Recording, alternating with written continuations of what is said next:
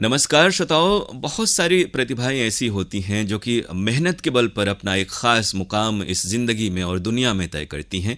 और आज के दौर में जबकि एक चीज़ को भी सिद्ध कर पाना काफ़ी मुश्किल होता है, महारत हासिल करने में ख़ास तौर से आज के प्रतियोगिता के युग में बहुत सारी दुश्वारियां सामने आती हैं। लेकिन हमारे साथ आज जो शख्सियत फ़ोन लाइन पर जुड़ी हैं वो हैं विनोद कुमार चौधरी, जिनके नाम टाइपिंग के क्षेत्र में 8 विश्व रिकॉर्ड हैं।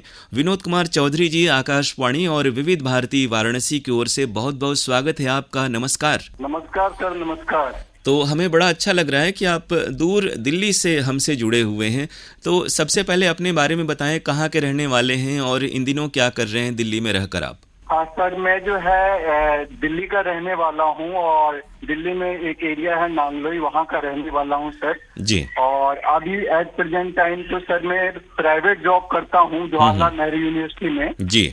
और मैं पिछले जो है 8-10 साल से मैं वहीं जॉब कर रहा हूँ। जी जी।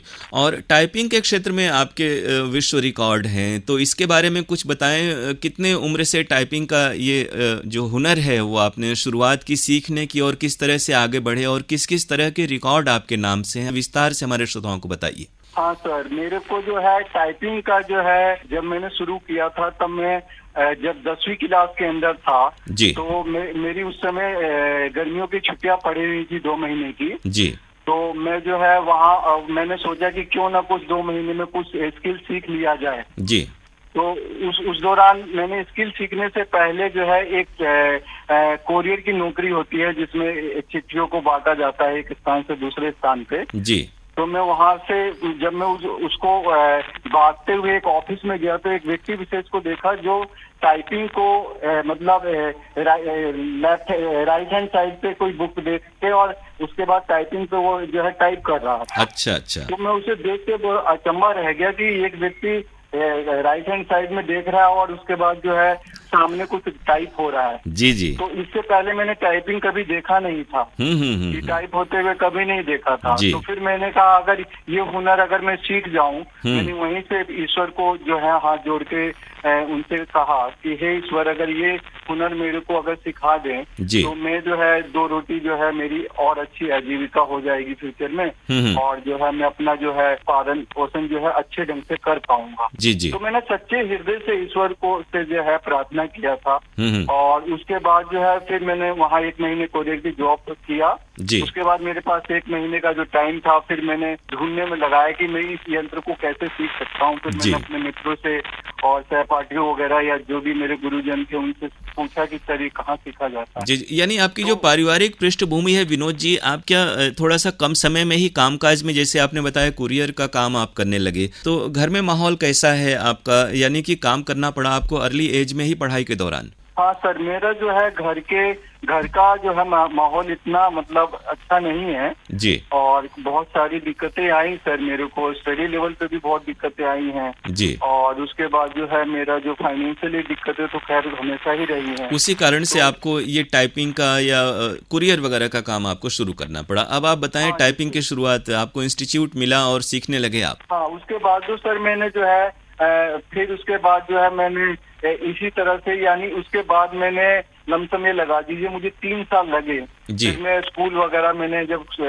खत्म किया तो मुझे एक जो है सेवा भारती नाम की एक संस्था थी जो झंडे वाला मंदिर है दिल्ली में, जी जी, उसके नियर अबाउट है। तो शुरुआत मैंने वहाँ से टाइपिंग की और बड़ी ही जिज्ञासा से मैं वहाँ टाइपिंग करता था। वहाँ थोड़ा पंखा वगैरह कम था तो पसीने बहुत गिरते थे जी। तो उसके बावजूद भी मैं बड़ी लगन से, बड़ी मेहनत से, बड़ी चाह से जो है मैं टाइपिंग करता था वहाँ से जी। और बाकी बच्चे जो है थोड़ा बात वगैरह करते थे, मैं बिल्कुल भी जब मैं अपने कभी कहीं भी, हालांकि मैं स्पोर्ट्समैन भी रहा हूँ, तो जब भी मेरा कोई स्किल है तो जब मैं अपनी धरती को छू लेता था, अपने चरणों को, जो स्किल है एथलेटिक्स का यानी धावक था मैं 100 मीटर दिल्ली में डिस्ट्रिक्ट लेवल पे। जी जी। तो मैं उसी का हो जाता था। मेरी हमेशा ये रहती थी अपने अंदर से कि मैं अपना 100% दूं और कोई भी ऐसी त्रुटि ना करूं जिससे जो है मेरी मातृभूमि को जो चीज अच्छी ना लगे और मेरे जो है कौशल में जो है निखार ना आ पाए। जी जी। तो ऐसे में बी पॉजिटिव रहता था हमेशा बचपन से ही। तो कितना वक्त लगा आपको टाइपिंग सीखने में, और आप भिन्न भिन्न तरह की टाइपिंग करते हैं अलग अलग जरिए से? हाँ सर, मेरे को जो है 2001 में मैंने जो है ये शुरुआत किया जो है टाइपिंग का सिलसिला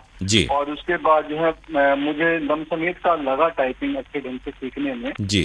अलग अलग इंस्टीट्यूट में मैंने जगह में जहाँ मतलब खर्चा यानी पैसा जहाँ कम लगता था, फिर मैं अखबार बांटता था। अखबार बांटने के बाद जो मेरे को वहाँ से जो अर्निंग निकलती थी, फिर उसमें अपने पेरेंट्स से ना मांग के मैं खुद ही जो है उसमें टाइपिंग वगैरह में जो है कुछ पैसे देता था और उसको अच्छे बड़े लगन से करता था। यानी 1 साल लगे मेरे को कम से कम जो है सीखने में। और फिर उस तरह से आपने रिकॉर्ड बनाने का किस तरह से सोचा और कैसे अग्रसर हुए? हाँ सर, रिकॉर्ड बनाने का ये सका कि सर मैं जो है ना शुरू से ही मतलब मैं अपने देश के लिए कुछ करना चाहता था। जैसे तिरंगा झंडा है, जी जी, उससे मुझे बड़ा लगाव था। जैसे वो हवा में फैलता है, यानी बचपन से ही मुझे सिखाया गया था कि अपने देश के लिए और अपने झंडे के लिए अगर तुम कुछ कर पाओ जी तो जी, तुम्हारे लिए ये जीवन जो है सफल हो जाएगा। तो मैं बचपन से ही सिपाही बनना चाहता था जी। तो ये चीजें अनफॉर्चुनेटली बहुत चीजें हैं लाइफ के अंदर जो नहीं हो पाई, तो फिर भी मैंने अपने जीवन में कभी भी हार नहीं मानी और कुछ ना कुछ अच्छा करता ही रहा जी। फिर मैंने एक व्यक्ति विशेष को देखा जो 2014 में जो है वो नाक से टाइपिंग करके जो Guinness book of world record बना रहा जी। तो फिर मैंने जो उस व्यक्ति को देख के ही फिर मैं नेक्स्ट डे से जो है मैंने उससे प्रेरणा ली और फिर मैं जो है अगले ही दिन से जो है नाक से टाइप करने का मुझे ऐसा जुनून सवार हुआ कि मैं घर में अपने ऑफिस में भी करता था तो जी जी, मेरा मजाक उड़ाते थे। अच्छा, ये टाइपिंग की प्रैक्टिस आप ये जो कंप्यूटर वाले कीबोर्ड हैं इस पे करते थे या पुराने दौर के जो होते हैं उस पे? जो कंप्यूटर वाले जो कीबोर्ड हैं सर इसमें करते हैं आजकल जो आ रहे हैं। हाँ हाँ हाँ, तो अब बताएं कि आपने जो आपके कई 8 विश्व रिकॉर्ड हैं, ये किस अवधि से किस अवधि के दौरान, यानी किस वर्ष से किस वर्ष तक आपने ये रिकॉर्ड बनाए हैं और किन किन विधाओं में किस तरह से आपने टाइपिंग की कि वर्ल्ड रिकॉर्ड बना आपका? बिल्कुल सर, मैंने जो है सबसे पहला जो रिकॉर्ड बनाया था 2014 में बनाया था नाक से टाइप करके सर जी। और उसके बाद जो है दूसरा जो रिकॉर्ड मैंने बनाया था 2016 में बनाया था वो मैंने सिंगल हाथ से एक हाथ से टाइप किया था अल्फाबेटिकल विथ स्पेस जी जी, 6.9 सेकंड के अंदर। अच्छा, ये कोई बोलता है या फिर सामने स्क्रिप्ट होती है उसको देख के करते हैं? ये क्या चीज जो कंटेंट होता है जो आप टाइप करते हैं वो क्या होता है? सर वो कंटेंट ये होता है कि जैसे टेक्स्ट है सर हमारे जो ए से जेड है अल्फाबेटिकली ए से लेके जेड तक जी जी, उनको उन पे हमें प्रैक्टिस करना पड़ता है। उसमें स्पीड जो है विद इन 6 सेकंड के अंदर यानी 52-53 डिजिट में आपको टाइप करने हैं और वो भी सिर्फ 6 सेकंड के अंदर। तो उसके लिए जो है जो नियमित रूप से प्रैक्टिस चाहिए जो भी आप निकालिए। वैसे मैं जो है कम से कम 3 से 4 घंटे लमसम प्रैक्टिस। तो अब जो आपके रिकॉर्ड हैं वो कितनी अवधि में कितने जो अल्फाबेट हैं वो टाइपिंग के हैं? हाँ सर, मेरा जो अल्फाबेटिकल सिंगल है मैं 6.9 सेकंड के अंदर टाइप किया है सर। जी जी, कितने अल्फाबेट? जी, ये आपके जो 52 अल्फाबेट A B C से लेके Z तक विथ स्पेस। अच्छा अच्छा, जी जी। हाँ, एक हाथ से सर ये टाइप किया था। हाँ, एक हाथ से जी। और उसके बाद फिर 2016 में ही एक और मैंने जो है विश्व रिकॉर्ड बनाया था वो है आंखों पे पट्टी बांध के सर। आंखों पे पट्टी बांध के ही ए से लेके जेड तक जो है यानी आपके सीधे रूप में मैंने इसे टाइप किया था विथ स्पेस। ये भी मेरा 6.7 सेकंड में था। जी जी जी। उसके बाद सर 2017 में मैंने मुंह में पेन रख के जो है टाइप किया था ए से जेड। ये 18 पॉइंट कुछ सेकंड में था सर। जी जी। उसके बाद फिर मैंने 18 में ही अपना ही रिकॉर्ड ब्रेक किया था माउस टिक का सर, मुंह में पेन रख के वो 17 पॉइंट कुछ सेकंड के अंदर। जी जी। और उसके बाद फिर 2018 में एक जो है नया टाइटल मैंने Guinness book of world record में अपना नाम दर्ज कराया था एक उंगली से टाइप करके।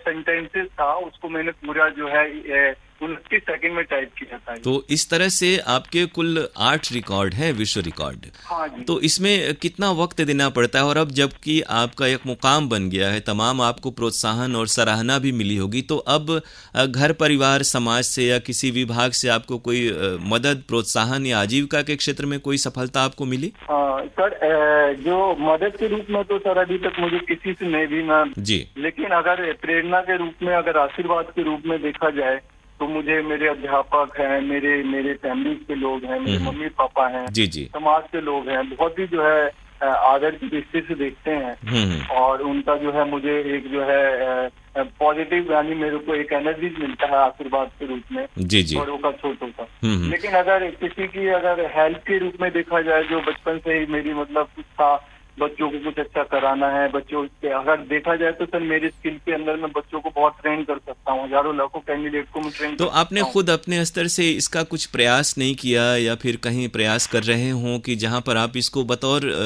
रोजी रोजगार और साथ ही जो इतनी बड़ी प्रतिभा आप में है, ये समाज के अलग अलग, जैसा आपने कहा कि बच्चों को आप सिखाना चाहते हैं, तो इस दिशा में आगे बढ़ने के लिए कुछ प्रयास अपने स्तर से आप कर रहे हैं? हाँ सर, मैंने ऐसे कोशिश तो की दिल्ली गवर्नमेंट में जो है, सिर्फ ये आश्वासन ही देके रह गए दोनों। अच्छा, आपकी जो शिक्षा है वो रुक गई है या फिर अभी पढ़ाई लिखाई चल रही है? कहाँ तक आपने पढ़ाई की? पढ़ाई लिखाई मेरी चल रही है, मैं मास्टर ऑफ सोशियोलॉजी हूँ। जी। और जो अभी जो है मैं नियमित रूप से स्टडी में जुड़ा हुआ हूँ और बच्चों को अभी घर में ही मैंने अपने ही पैसों से कुछ जो है सिस्टम रखे हैं। जी। और बड़ी मुश्किलों से एक रुपया इकट्ठा करके, और उसके बाद जो है इन्हीं जो पिछड़े हुए जो लोग हैं, यहाँ के जो समाज के जो लोग हैं, जहाँ आप रहते हैं आसपास के बच्चे, जी, जो मैं अपने ही घर में मैंने एक सिस्टम रखे हुए हैं। जी। और उस पे मैं बच्चों को सिखाता हूँ। जो मेरे को जरूरतमंद बच्चे दिखते हैं, जैसे कि पैसे नहीं दे सकते हैं या बहुत ही ज्यादा मेरिटोरियस कैंडिडेट है, मतलब इंटेलिजेंट कैंडिडेट है और किसी कारण से उसकी जो है प्रतिभा रुक रही है जी, तो मैं ऐसे व्यक्तियों से कोई पैसा नहीं लेता हूँ और अपना स्किल जो है उसे देता हूँ जी। और इस क्षेत्र में बहुत ही कैंडिडेट जो है क्वालिफाई हो रहे हैं मेरे यहाँ से। अभी हाल ही में लास्ट मंथ जो है मेरा एक बच्चा जो है डाटा एंट्री ऑपरेटर में दिल्ली गवर्नमेंट के अंदर जॉब पे लगा है। जी। अन्नू जो है कैंडिडेट है, इलाहाबाद हाई कोर्ट में एक मेरा बच्चा लगा है जी।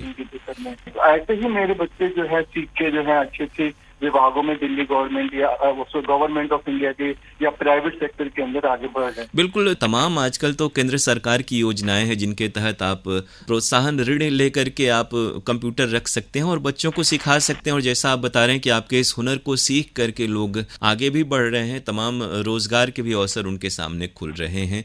तो अब क्या सोचा है आगे क्या करने के लिए? खुद कुछ और रिकॉर्ड बनाना चाहते हैं या फिर कुछ इसी तरह के समाज सेवा और बच्चों में नई प्रतिभाओं को सामने लाने का काम करना चाहते हैं आप? हाँ सर, ये आपने बहुत अच्छा दिल का मेरे सवाल पूछ लिया जी। मैं अभी Guinness book of world record जो है मैं इतना बनाना चाहता हूँ कि इंडिया के अंदर किसी के पास ना हो इतना Guinness book of world record. जी।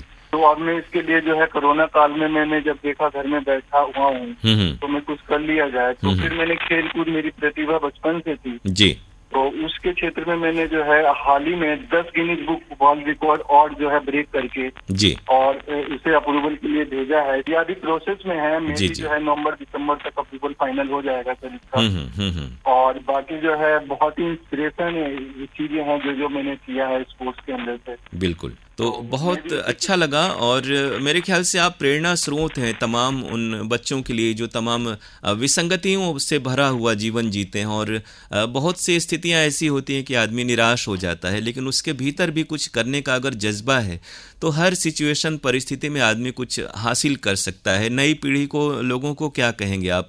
इस तरह का क्या मैसेज आप देना चाहते हैं?